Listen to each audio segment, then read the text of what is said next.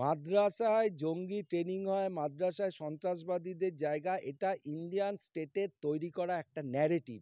হিন্দুদের ঘাড়ে চেপে মুসলিমদের ওপর আক্রমণ, হিন্দুদের ব্রাহ্মণ্যবাদের ঘাড়ে চেপে দলিত আদিবাসীদের ওপর আক্রমণ। মুর্শিদাবাদ থেকে আসামের এসটিএফ দুজনকে জঙ্গি সন্দেহ গ্রেপ্তার করেছে।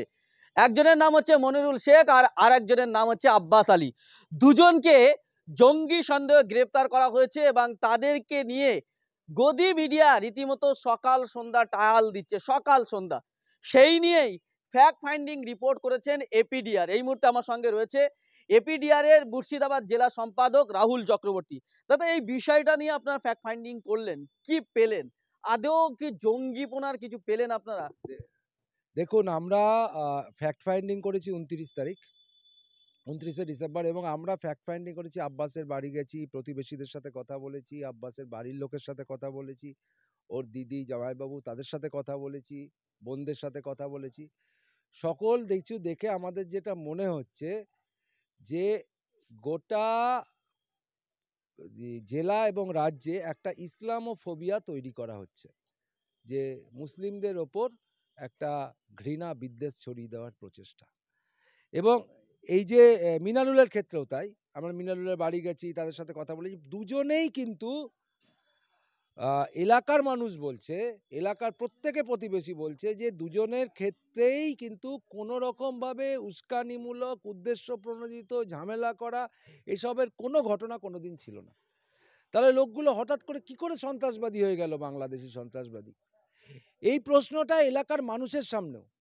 এবং এলাকার মানুষ, আব্বাস তো আপনারা জানেন যে একজন টিচার ছিল, যে পড়াতো বাচ্চাদের, কোরআন মুখস্থ করাতো, কিন্তু কোনো মাদ্রাসায় কিন্তু তার ছিল না, সেটা একটা সাধারণ ঘরবাড়ি যেরকম যে প্রাইভেট টিউশন করে সেরকম। এটাই আমরা ওখানে গিয়ে দেখলাম। আমরা মিনারুলের কাছে গিয়ে দেখলাম যে মিনারুল একজন অসুস্থ মানুষ, 18 বছর ধরে তার ট্রিটমেন্ট চলছে। এই অবস্থায় দাঁড়িয়ে তার দুই ছেলে কোনো রকমে কষ্ট করে, গরিব মানুষ, পড়াশোনা করেছে, একজন মাধ্যমিক দেবে বড় ছেলেটা, ছোটো ছেলেটা ক্লাস 8-এ পড়ে, সেই ছেলেটাকে কোরআন শেখার জন্য, কোরআন মুখস্থ করার জন্য, আরবি প্রাথমিক জিনিস শেখার জন্য ভর্তি করেছিল আব্বাসের ওখানে। এদেরকে এসটিএফ, আসাম এসটিএফ তুলে নিয়ে গেল পুরোপুরি রাজ্য পুলিশের সহায়তায়, এবং রাজ্য পুলিশ স্বীকারও করছে এই মুহূর্তে যে তারা আসাম এসটিএফকে সমস্ত তথ্য দিয়েছে। আপনারা জানেন এই পুরোটাই কিন্তু রাজ্য পুলিশ এখন স্বীকার করছে। এবং আপনারা এও জানেন, এই গতকালই বোধহয় টিভিতে দেখাচ্ছিল যে দিল্লি থেকে একটা বিরাট পুলিশের টিম আসছে পশ্চিমবঙ্গে, কোথায় কোথায় বাঙালি মুসলমান অনুপ্রবেশকারী আছে এইটা খোঁজবার জন্য। ভাবুন, তার মানে কি কোথাও একটা সম্প্রদায়, একটা জাতিকে, এই মুসলিমদেরকে টার্গেট করা হচ্ছে? আমাদের তো এটাই মনে হচ্ছে এই মুহূর্তে যারা সরকারে আছে, আমরা বারবার বলি বিজেপি ফ্যাসিবাদী সরকার, আমরা বারবার বলি এখন একটা ফ্যাসিস্ট রাষ্ট্রে আমরা আছি। এই যে ফ্যাসিজম, একটা হচ্ছে তার এক পা হচ্ছে কর্পোরেটের সাথে, এক হাত হচ্ছে কর্পোরেটের সাথে দোস্তি, কর্পোরেটের জন্য এক ধর্মের ঘাড়ে চেপে আর এক ধর্মকে আক্রমণ করার প্রচেষ্টা। এইটা হচ্ছে ফ্যাসিজমের ফান্ডামেন্টাল বিষয়। এই ফান্ডামেন্টাল বিষয়টা ভারতে বহু বছর থেকে এই প্র্যাকটিস চলছে। হিন্দুদের ঘাড়ে চেপে মুসলিমদের ওপর আক্রমণ, হিন্দুদের ব্রাহ্মণ্যবাদের ঘাড়ে চেপে দলিত আদিবাসীদের ওপর আক্রমণ, একের পর এক জমি নেওয়া, এই ওয়াকফ সম্পত্তি নেওয়া, এই একই বিষয়। যে জল জঙ্গল জমি থেকে যেভাবে আদিবাসীদের উৎখাত করা হচ্ছে, দলিতদের তার অধিকার থেকে উৎখাত করা হচ্ছে, ঠিক সেভাবেই মুসলিম সমাজকে আজকে টার্গেট করা হয়েছে যে তারা সমস্ত অধিকারটা তাদের কেনা। এবং ইউসিসি, আপনারা জানেন এই ইউসিসির মাধ্যমে পুরো সংস্কৃতি, মুসলিম সংস্কৃতি, আদিবাসী, দলিত, জাতিসত্তা, এই যে আমাদের বহুমাত্রিক দেশ, এই পুরো সংস্কৃতিটাকেই কেড়ে নেওয়া হচ্ছে।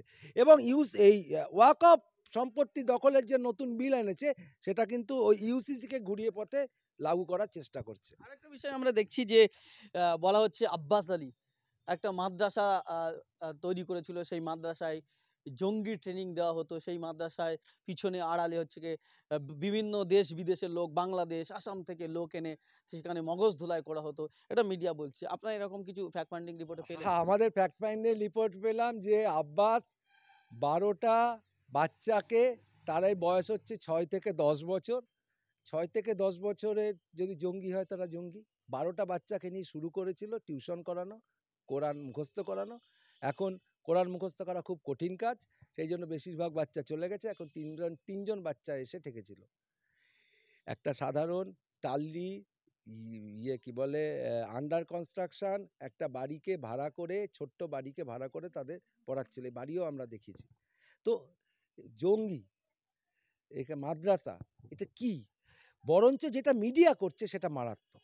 সলুয়া মাদ্রাসায় 2 বছর আগে কাজ করতো আব্বাস, সেখান থেকে সে ছেড়ে গেছে তার মাইনের কারণে বা বিভিন্ন আর্থিক বেনিফিট এর জন্য ছেড়ে যাওয়ার পর এখন মিডিয়া যেটা করছে, সলুয়া মাদ্রাসা একটা বড় মাদ্রাসা, তার বড় বিল্ডিং আছে, সেই বিল্ডিংটাকে দেখানো হচ্ছে আর বলা হচ্ছে আব্বাস এইখানে বহু ছেলেকে জঙ্গি ট্রেনিং দিত।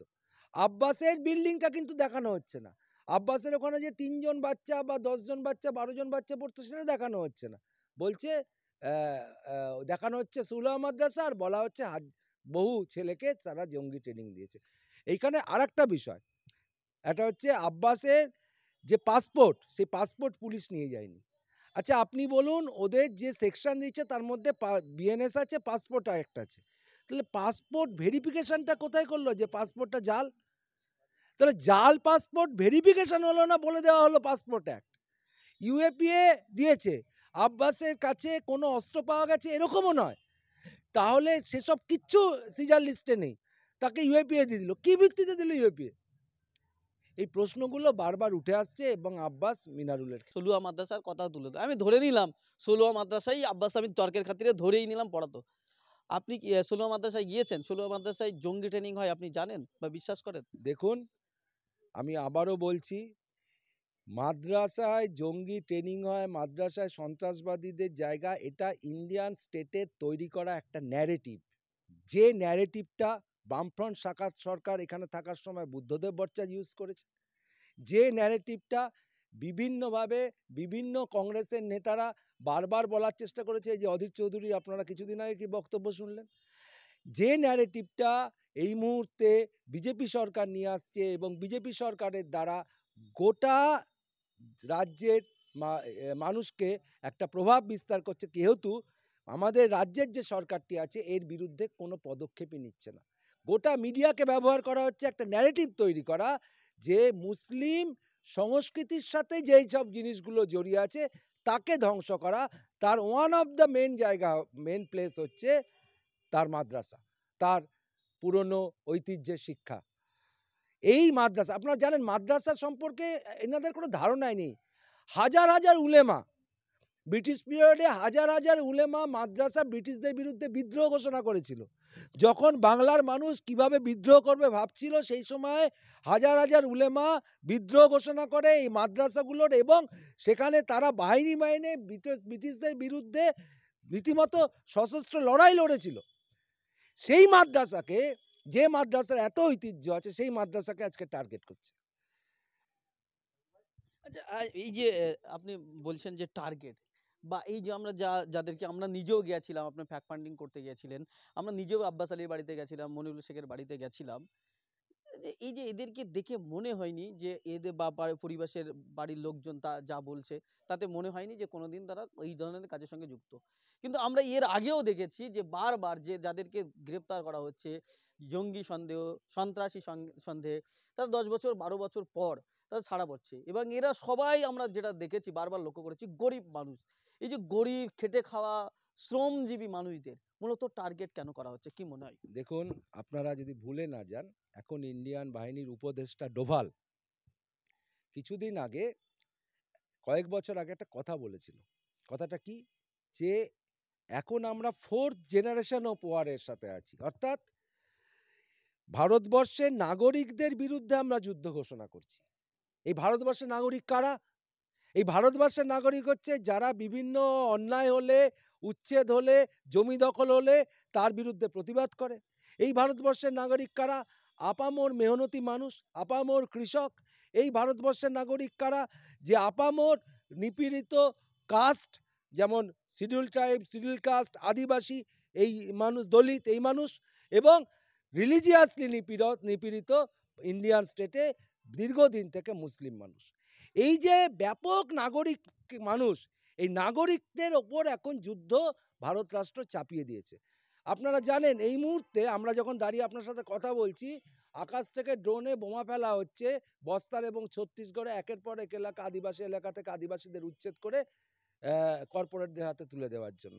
আমরা যখন আপনার সাথে এই মুহূর্তে কথা বলছি, তখন একের পর এক কীভাবে ওয়াকফ সম্পত্তি প্রায় 7.8 লক্ষ একর ওয়াকফ সম্পত্তি দখল করার একটা বিল এনে সেই দখল করার কী করে হস্তক্ষেপ করার তার প্রচেষ্টা চলছে, এবং পুরোটাই করা হচ্ছে কিন্তু for the sake interest of corporates. এই যে পজিশনে আমরা দাঁড়িয়ে গেছি, এই পজিশন থেকে দেখুন, আক্রমণ একটা কথা, মুক্তি আর একটা কথা। এর মুক্তিটা কোথায় আছে? আপনারা যদি একটু ভালো করে দেখেন, তাহলে বিজেপি সরকার যতগুলো পলিসি নিচ্ছে এই মুহূর্তে কেন্দ্রীয় সরকার এবং আমাদের রাজ্য সরকার যে কটা জনবিরোধী পলিসি নিয়েছে, সব কটা জনবিরোধী পলিসি তাদের ফেল করেছে। কৃষি আইন আনলো, কৃষি আইন লাগু করতে পারলো না। এনআরসি আনলো, এনআরসি লাগু করতে পারলো না এনআরসি বিরোধী আন্দোলনে। সিএ আনতে গেল, সিএ লাগু করতে পারছে না সিএ বিরোধী। ইউসিসি আনতে গেল, তাকেও ব্যাকফুটে যেতে হয়েছে। এই মুহূর্তে কি বলে জেপিসিতে ওয়াকফ এবং এই ওয়ান নেশন ওয়ান ইলেকশন, এই সমস্ত কিছুই কিন্তু জমা পড়ে আছে। এই যে পুরো একটা পরিস্থিতি তৈরি হচ্ছে, যে পরিস্থিতিতে ইন্ডিয়ান নাগরিকরা এই যুদ্ধের, তাদের ওপর চাপিয়ে দেওয়া ইন্ডিয়ান স্টেটের যে যুদ্ধ, এই যুদ্ধের বিরুদ্ধে রুখে দাঁড়াচ্ছে। এই রুখে দাঁড়ানোটাকে যতটা পরিমাণ প্রতিবাদে এগিয়ে যেতে পারবে মানুষ,